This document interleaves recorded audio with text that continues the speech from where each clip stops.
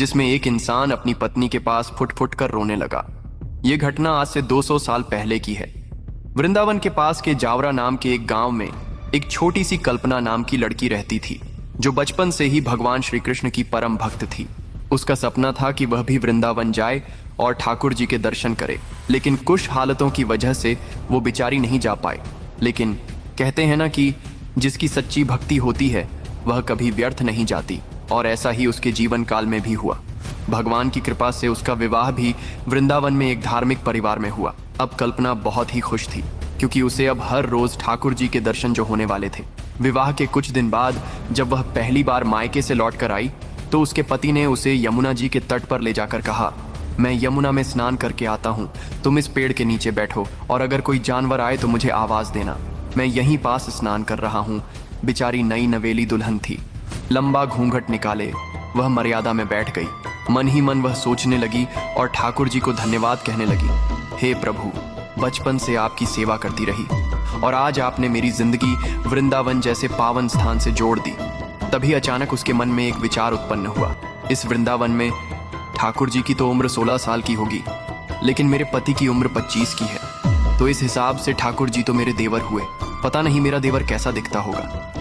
तभी अचानक वहां पर एक छोटा सा सुंदर बालक वहां आया और बोला, अरे भाभी भाभी, लगता है आपने अभी अभी शादी की है, जरा अपना घूंघट तो उठाओ और मुझे भी अपना चेहरा दिखाओ तो। कल्पना चौंक गई, कौन है ये लड़का? मुझे तो यहाँ पर कोई जानता भी नहीं, फिर यह लड़का ऐसी बातें क्यों कर रहा है?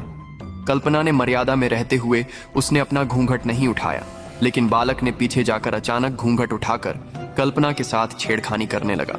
जब कल्पना ने अपने पति को आवाज लगाई, अजी सुनते हो, यह लड़का मुझे छेड़ रहा है।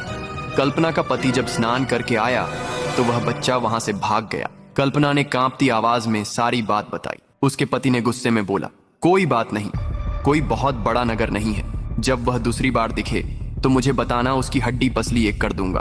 आखिर वह भाग कर कहाँ जाएगा?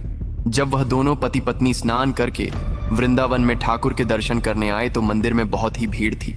कल्पना डर रही थी, क्योंकि कोई बड़ा बूढ़ा देख न ले, इसलिए कल्पना घूंघट में घूम रही थी। तब पीछे से उसके पति ने कहा, अरे पगली, सामने बिहारी जी हैं, अब तो घूंघट उठाओ।